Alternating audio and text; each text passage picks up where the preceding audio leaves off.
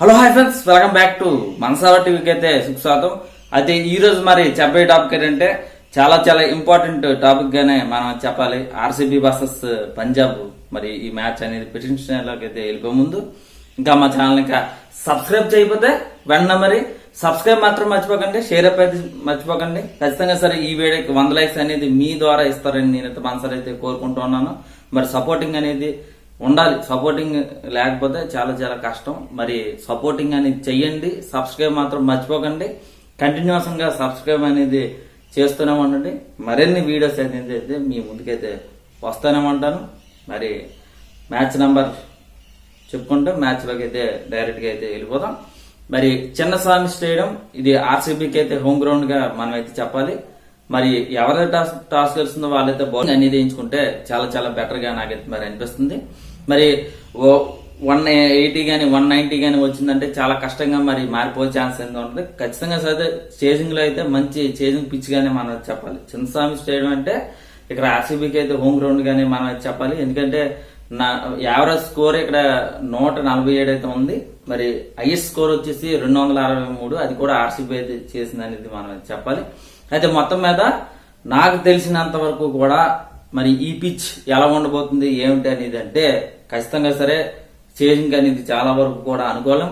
ఎవరైతే టాస్ చేస్తుందో వాళ్ళైతే చాలా వరకు కూడా అడ్వాంటేజ్ అనేది తీసుకునే అవకాశం ఉంది. కానీ మరి ఎంత స్కోర్ వస్తుంది అనేది అంటే నాకు తెలిసినంత వరకు 180 ప్లస్ గానే వస్తుందేమో అనేది నాకైతే మరి అనిపిస్తుంది. మరి ఎలా ఉండబోతుంది ఏమిటి అనేది చూడాలి. మరి బలబలలాగైతే వెళ్ళిపోయే ముందు హెడ్ హెడ్ రికార్డ్స్ చూసుకున్నా 31 మ్యాచ్ అనేది వీరిద్దరికి కూడా జరిగితే ఆర్సీబీ అయితే ఇక్కడ 14 మ్యాచ్లే గెలుపొందింది, 17 మ్యాచ్లు అనేది ఇక్కడ పంజాబ్ అయితే గెలిపిందని చెప్పొచ్చు. పంజాబ్ అయితే ఆధిపత్యం అయితే మరి మొదలైంది అనేది ఇక్కడ చెప్పాలి.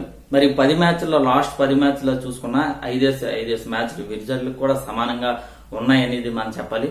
ఇక్కడ హోమ్ గ్రౌండ్ అనేది చూసుకున్నా పంజాబ్ అనేది అయితే ఆర్సీబీ కొంతవరకు కూడా రికార్డ్స్ అనేది అయితే తక్కువగానే ఉన్నా సరే ఆర్సీబీకి ఎక్కువగా రికార్డ్స్ అనేది ఉన్నాయనేది మనం చెప్పాలి.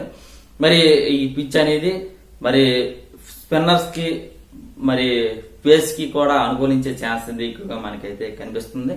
మరి హెడ్ హెడ్ రికార్డ్స్ చూసుకున్న ఆర్సీబీ అయితే మొన్నటిసారి అయితే చాలా వరకు కూడా మిడిల్ ఆర్డర్ అనేది చాలా వరకు కూడా ట్రబుల్ అయితే అయింది. కానీ ఈసారి అయితే ట్రబుల్ అయితే అవ్వదనేది మనం చెప్పాలి. మరి ఇటు కోహ్లీ నుండి కానీ మరి డూప్లెస్ నుండి కానీ మరి పరిధిదారు నుండి కానీ మ్యాక్స్వెల్ నుండి కానీ వీళ్ళందరూ కూడా ఫామ్ అనేది ఖచ్చితంగా సరే వస్తుంది అనేది నాకైతే అనిపిస్తుంది.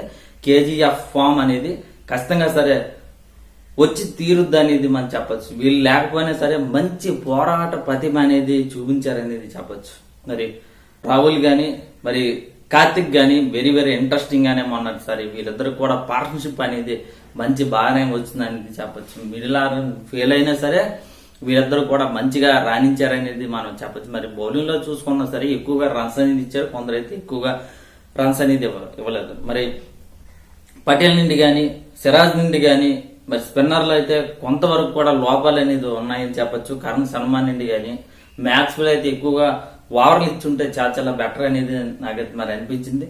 మరి ఎక్కువగా మరి రన్స్ అనేది అయితే ఇవ్వలేకపోయారు అనేది అయితే మనం చెప్పాలి. మరి టోటల్ గా చూసుకున్నా సరే బౌలర్లు అయితే మంచిగానే ఉన్నా సరే స్పిన్నర్స్ కి అయితే కొంచెం అయితే ట్రబుల్ గా అయితే ఉన్నారని చెప్పచ్చు. అటు జోసఫ్ నుండి కూడా కొంచెం అయితే ట్రబుల్ గా అయితే ఉన్నారని చెప్పచ్చు. కానీ ఒకటి ఏంటంటే ఖచ్చితంగా సరే మరి ఒక మార్పుతో దిగే ఛాన్స్ ఉందేమో అనేది నాకు అనిపిస్తుంది. మరి మీకు ఎలా అనిపిస్తుంది ఏంటంటే కింద అయితే కామెంట్ సెక్షన్ అయితే తెలపండి.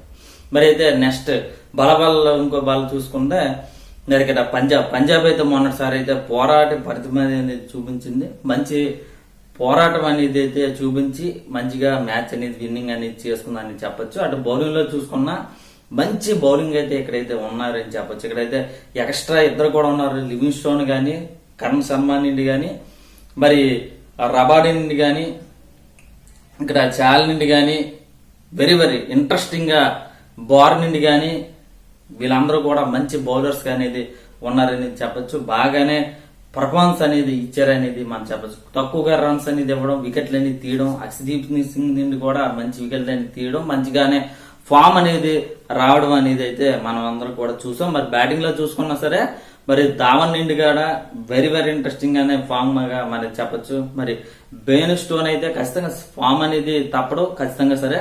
మరి శామ్ కర్న్ నుండి గాని శర్మ నుండి గాని కొంచెం అయితే చూసుకోవాలి. శర్మ అయితే ఫామ్ లో అయితే ఉన్నాడు, మంచి ఫస్ట్ మ్యాచ్ కాబట్టి కొంచెం అయితే కంగారు పడ్డాడేమో అనేది నాకైతే మరి అనిపించాడు. మరి ఇలా చూసుకున్నా అటు మిడిల్ ఆర్డర్ కానీ ఇటు బౌలింగ్ లో కానీ అటు మరి ఓపెనర్ నుండి కానీ మంచి పార్ట్నర్షిప్ అనేది వచ్చింది అనేది మనం అయితే చెప్పాలి. లివింగ్ స్టోన్ నుండి కూడా మంచి పర్ఫార్మెన్స్ అనేది మొన్న అయితే వచ్చింది అనేది కూడా మనం పేర్కొనవచ్చు. ఇలా చూసుకున్నా పంజాబ్ నుండి కానీ మంచి పర్ఫార్మెన్స్ అనేది ఉందనేది మనం చెప్పాలి. ఇలా రిజల్ట్ కూడా చూసుకున్నా సరే పంజాబ్ అయితే మంచి పటిష్టమైన బౌలింగ్ అయితే ఉంది. ఆర్సీబీకి అయితే కొంచెం అయితే స్పిన్నర్స్ అనేది అయితే ట్రబుల్ అయితే ఉన్నారు. ఆ ట్రబుల్ అనేది ప్లస్ చేసుకుంటే చాలా మంచిది. కానీ ఒకటి అటు బ్యాటింగ్ లో కానీ అటు బౌలింగ్ లో కానీ ఫాస్ట్ బౌలింగ్ లో కానీ మంచి పర్ఫార్మెన్స్ అనేది ఉందనేది నాకైతే అనిపిస్తుంది. నా అభిప్రాయం ప్రకారంగానే మరి ఆర్సీబీ విన్ అవుద్దేమో అనేది నాకైతే అనిపిస్తుంది. మరి ఆర్సీబీ విన్ అవుద్దా లేకపోతే ఏమిటి అనేది రేపు చూడవలసిన పరిస్థితి కూడా ఎక్కువగా మరి ఉందనేది అనేది నాకైతే అనిపిస్తుంది. డిఫెన్స్ ఇంకా మా ఛానల్ ఇంకా సబ్స్క్రైబ్ చేయకపోతే వెంటనే మరి సబ్స్క్రైబ్ మాత్రం మర్చిపోకండి. మీ ఫ్రెండ్స్ తో మీ వాట్సాప్ లో తప్పనిసరిగా షేర్ అప్ అయితే మర్చిపోకండి. బాయ్.